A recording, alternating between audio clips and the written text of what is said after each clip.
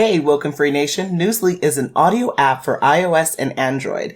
It picks up web articles about the most trending topics on the web at any given moment and reads them to you in a natural human voice. For the first time in the history of the internet, the entire web becomes listenable. Browse articles from topics you choose and start playing. Stop scrolling, start listening. You can follow any topic as specific as you like, from sports, science to Bitcoin, or even one of your favorite celebrities. It will find you the latest articles and read them to you aloud. And they have podcasts as well. Explore trending podcasts from over 50 countries. Our podcast, WokeNFree, is there too. Now let's get into the episode. Hi, it's Natasha. And it's Khalil. And we are the co-hosts of WokeNFree. Thank you for tuning in to our 244th episode of WokeNFree. If you've been tuning in every week for WokeNFree Wednesday, you know that WokeNFree is all about being real and honest with each other and you.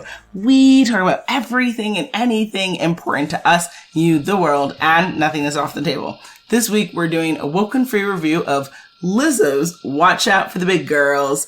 But before we dive into that subject, a couple of things to go over. First, have you downloaded this episode on WokeNFree.com through the Podbean app? If not, please do so immediately. Through the app, by the download, you'll be able to join the conversation by putting in your comments. And yes, we want to hear what you have to say, so make sure you do that.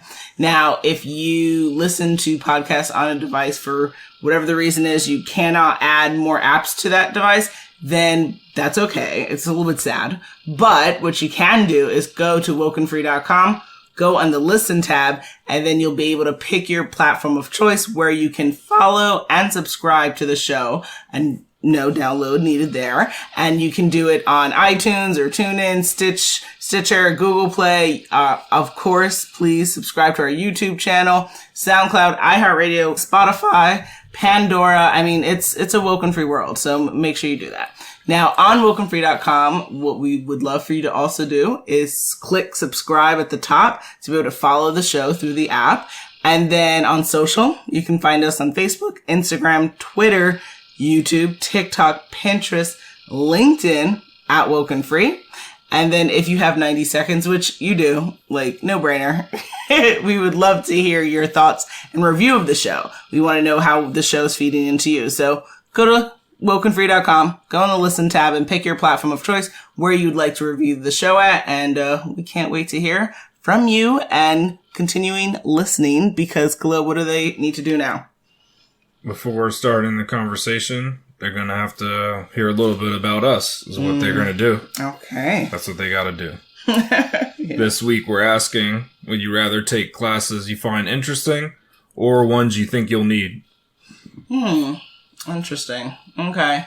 So I would say pretty much the best of both worlds is to be something that is interesting and you need, because that way you're not doing that running between your wants and your needs, but it's satisfying both. But ultimately, if you had to make a decision, I would say you would have to go with something you need, because your needs should be furthering your ultimate goals, versus your wants might be temporary or not necessarily something that's going to be able to fuel your future.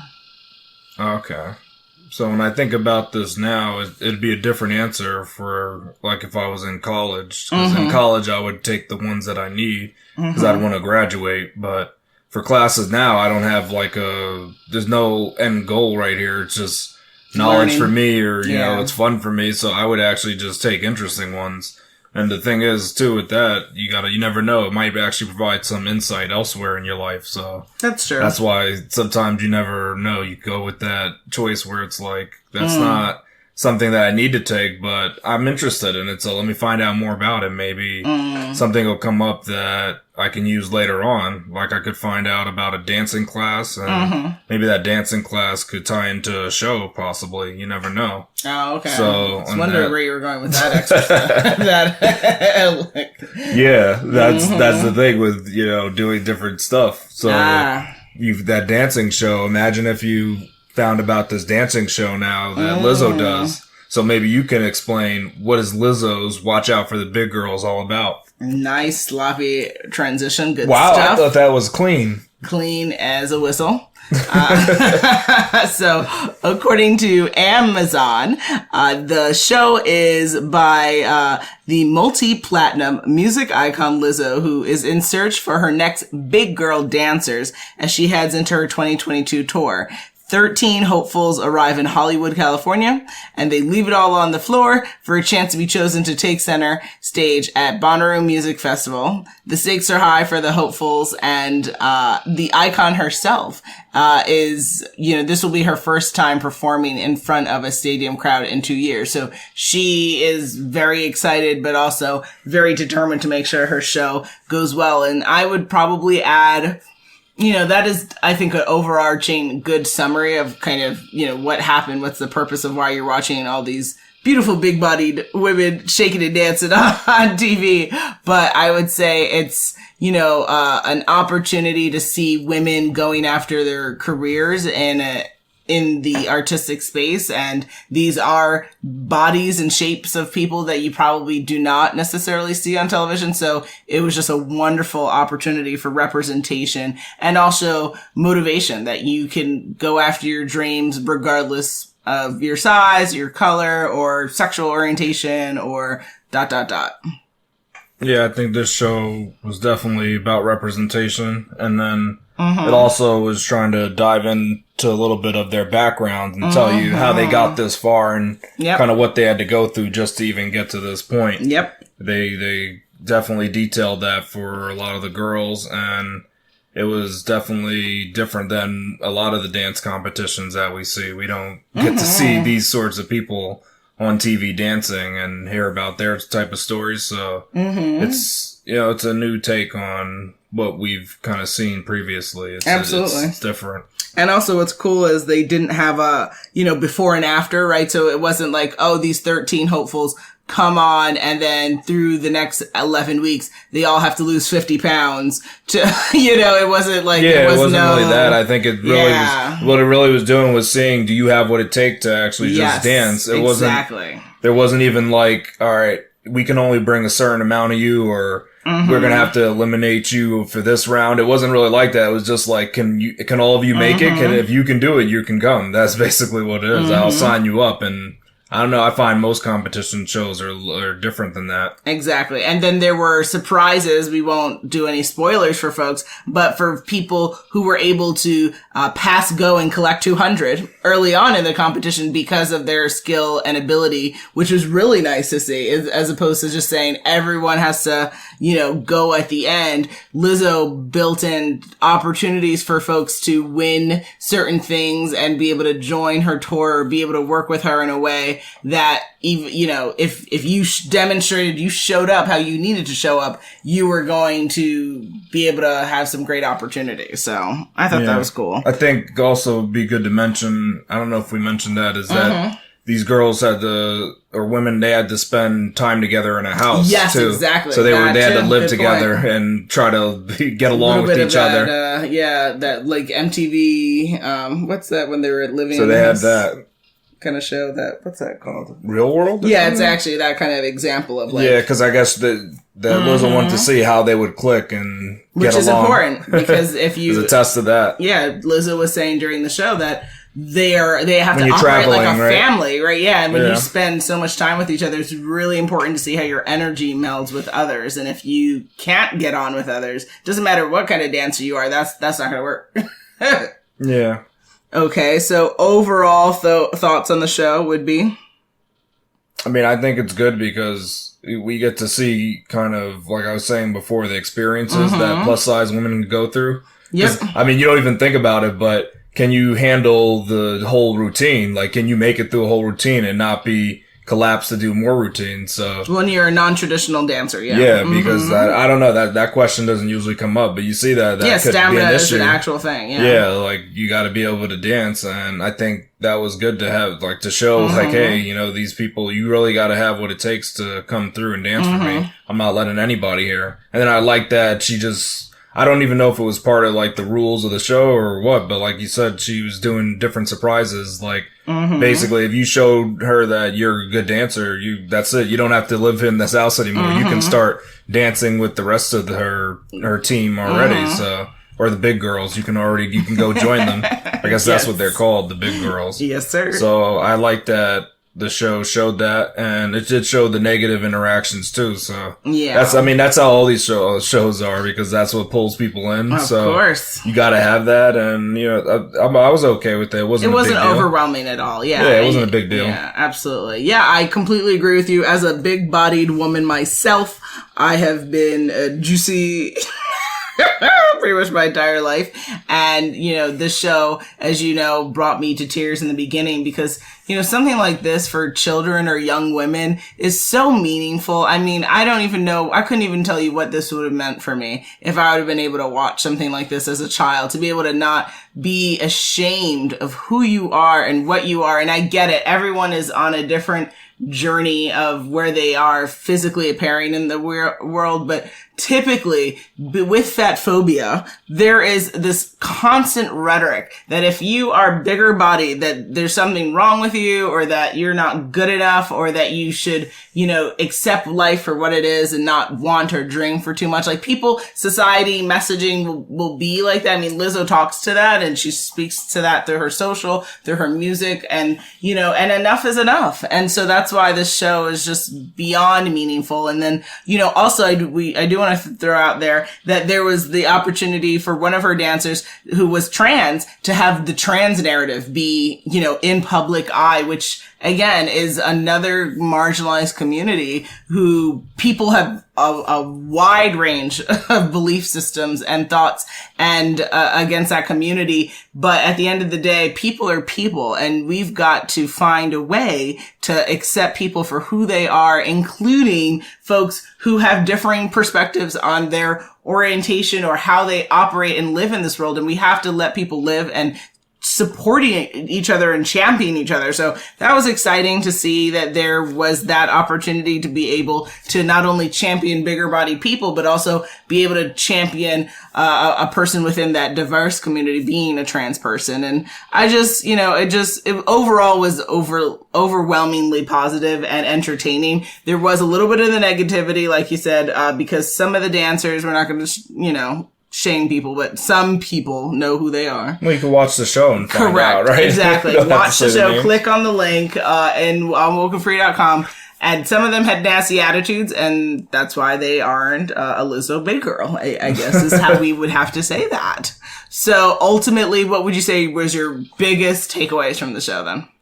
The biggest takeaway is to even if you don't have skills, your confidence can pull you through. Because oftentimes some of the dancers, I don't think they were as skilled as some of the others, but they have more confidence, so they could pull through compared to their, I guess the counterparts, the other cast, or I don't know what you want to call them before they make it onto there, but dancers, the other dancers. So that actually, it helps a lot. People don't realize is that confidence can pull you through. Okay. And the second thing is, you're going to be mad at this one maybe, is that social media dancers, just because you dance on social media, that doesn't mean you can dance in just the real world. that's what I take upset me. I think dance is an art form, and you need to practice your art form. Because those people do funny dances and stuff on their social media, but then when it comes time to shine and do some choreography, they're not professionally trained dancers, though. See, I thought you'd be upset about that. No, I am for the art of something and pursuing the art of it. You want to say social media dancers are the best in your mind? No, I would not say that. I would say people who are the best are the people who think they're the best. And live your truth, guys. Any which way you want it.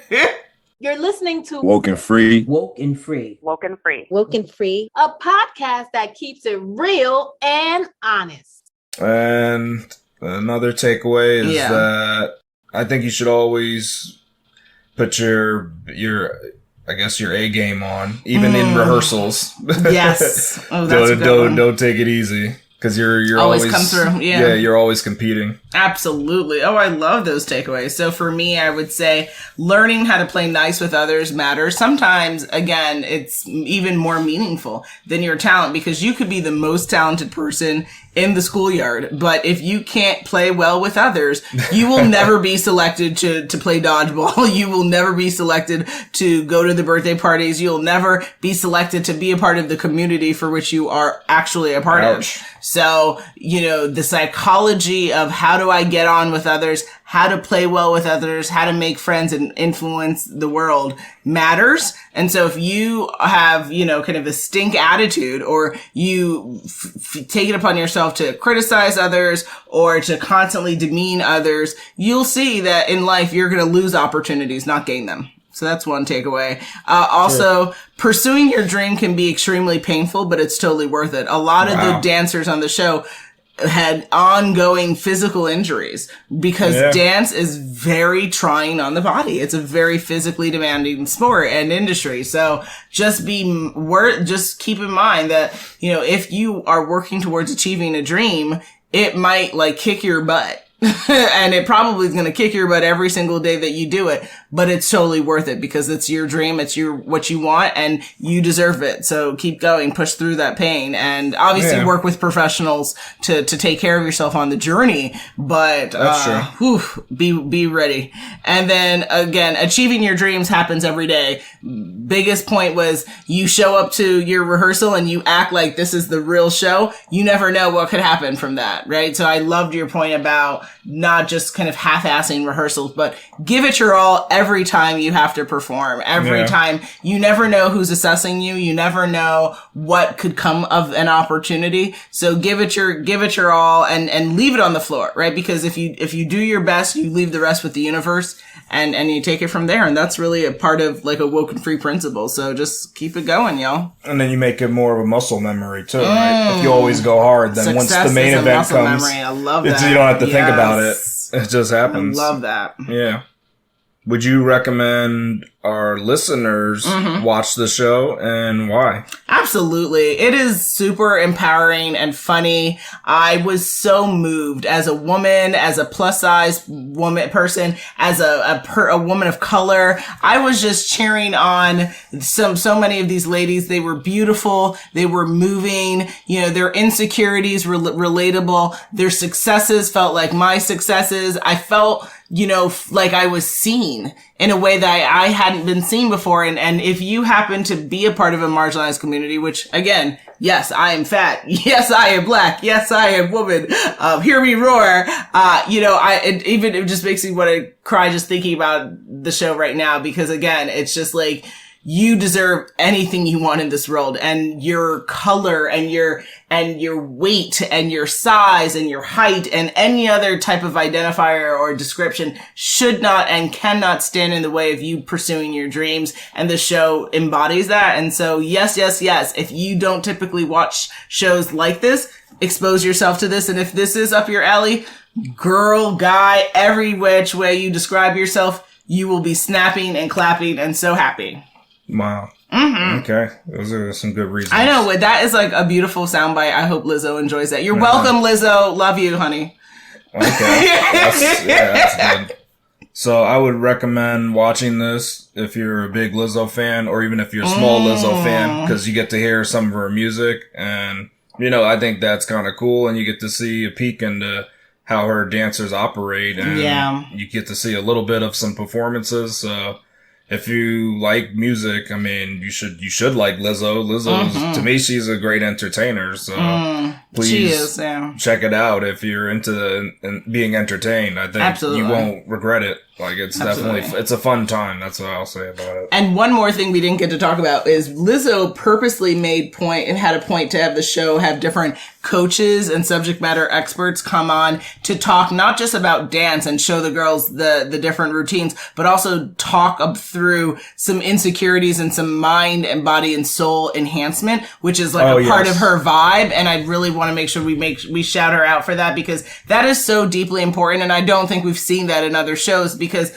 nothing in life is one tracked, right? As the human experience is a multi-layered, complicated, beautiful, crazy conversation and experience, so is going after your dreams. And it's not just, okay, I'm going to go after my dreams and not do anything else. Yeah, you do have to do yoga. Yeah, you do need to meditate. Yeah, you might want to talk to a therapist, right? Like, there's so many different things that you have to do to exist every single day. And especially when you're pursuing your dreams, you need to be in alignment. Your mind, body, soul needs to be in alignment. So I really want to shout Lizzo out for having the opportunity to have the girls work on feeling better about their bodies, feeling better about who they are, and working through trauma.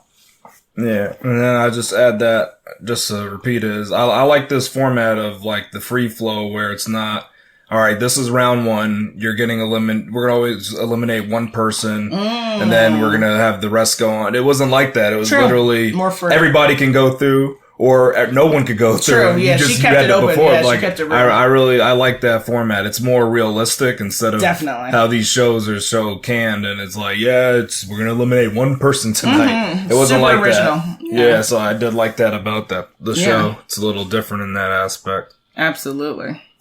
Here we go, yo. So what's the scenario? It's scenario time, folks. Scenario 1. Nenye is a choreographer who seeks perfection from her neophytes. She will always ask them if they went all out when they go through the last run. Is Nenye shaming them by asking them the same question every time?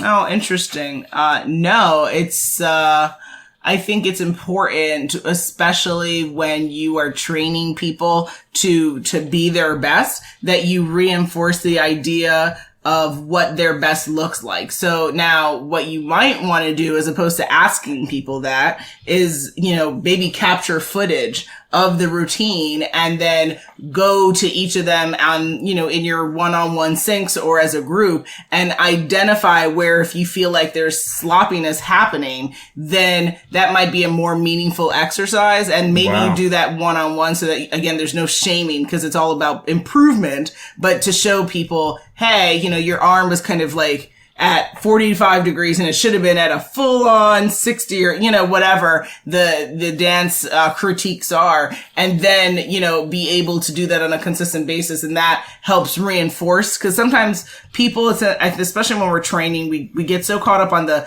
verbal and, this is this, but like showing people sometimes is more meaningful than telling people something. So that's my thoughts there. Yeah. I think you gotta be careful asking them this question each time, because then you're gonna get a low morale, I think, from the group. If every single time you always ask it, then they're like, well, I mean, now we are trying our hardest and you're not even noticing it. So I don't know, it could get kind of annoying and they could, you can actually make them do worse. So I think she's gotta be careful when asking this question and maybe go along with you and kind of just like individually point out things they could do or something like that. But just asking them if they're going hard is gonna annoy them after a while if you do it every time. Yeah, exactly. Scenario 2. Mumtaz is in a dancing competition where you get matched up with different people and perform a duet. She really wants to win, so before her performance, she flirts with the judge. Is Mumtaz guaranteeing her success using this tactic? I wonder what influenced this scenario. That's so interesting. I know, it's not like none of us have done this kind of thing. Absolutely not. I don't know what you're implying. Yeah, no, I'm making sure because how you say that, they might make assumptions. A listener can hear this and say, look, people know my heart. They don't know your heart, though. They know a heart of gold, though. A heart of fine, I know. A heart made of metal. It's something different. No. Your heart is not made of metal, so you cannot claim the gold status. You're a sick person.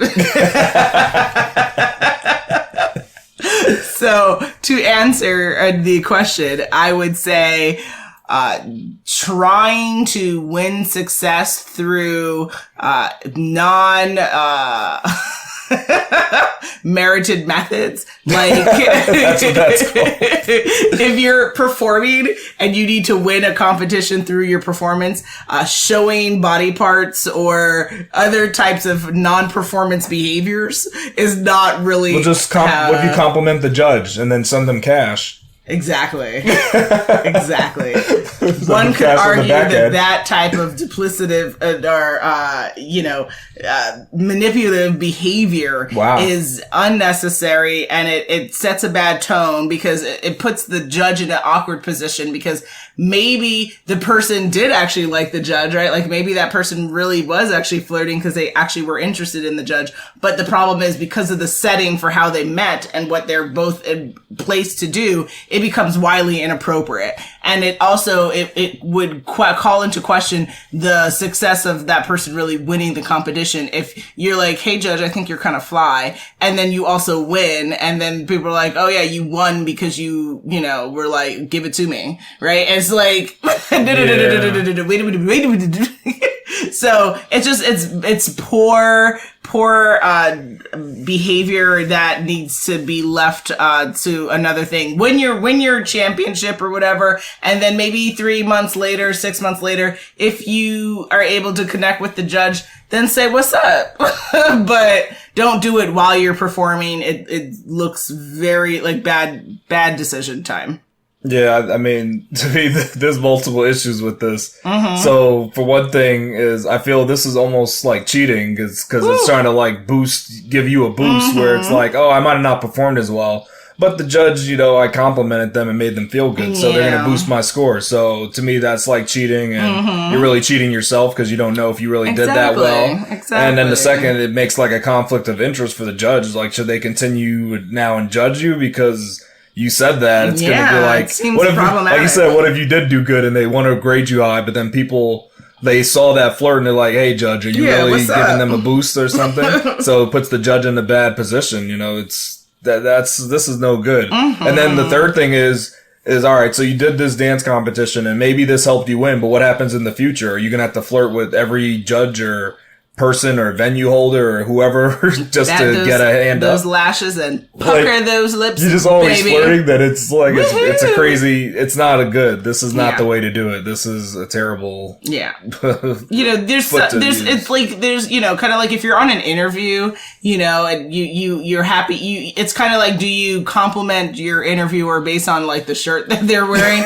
Or do you just say, it's nice to meet you, right? You go the route of, it's really nice to meet you. You don't say, you know, I really think you look sexy today. Like, well, yeah, you can't. Whoa. You can't say, do you work out, you know? Yeah, like, oh, you look good. You like, lift them weights. Oh, wait a minute, guys. You can't say that. We're off the rails. I think that's too much. We've lost control. Yeah, I think that's a little doing too much. Scenario 3. Twisha has been a dancer since she was young. She met with some other dancers on an online forum to form a dance troupe.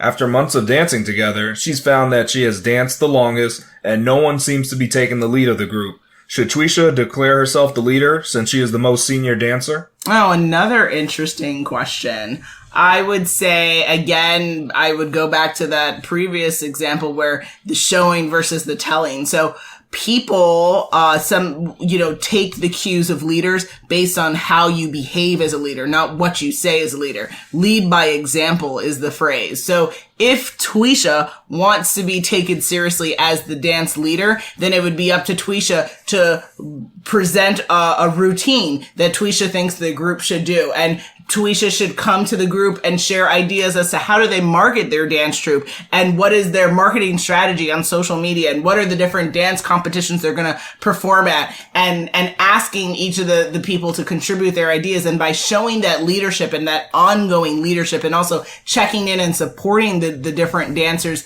you know, on the dance floor and off of it, they by default would elect her as the leader, as opposed to like kind of being Angelica of Rugrats and being like, I'm the leader and you babies suck. Like, that's not necessarily going to get you what you want. It will be fabulous content for like a show, but it's better to lead by example.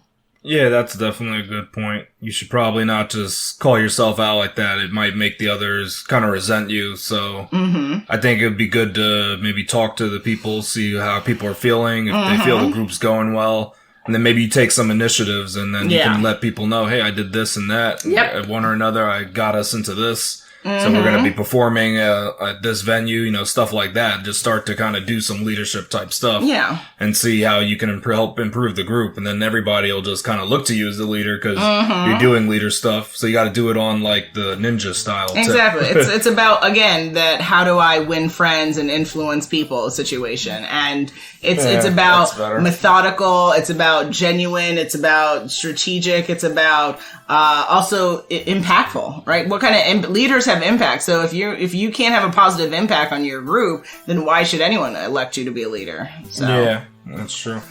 Listen, we could go on and on and on about this Woken Free Nation, but we are at that time again. It's coming to the end of our 244th episode of Woke and Free. Quite the episode doing a Woken Free review of Lizzo's Watch Out for the Big Girls. Khalil, what do folks need to do now? They need to come back next week for the new Woken Free Wednesday episode, and make sure you follow us on social media to follow along with the conversation, and make sure you tune in next week for Woken Free Wednesday to join the conversation at WokeNFree.com. If you'd like to be a guest on the show, then we encourage you to definitely think about 2023. Yes, I know it is a little bit away, but we have some really fun guests coming up, and we are pretty much booked.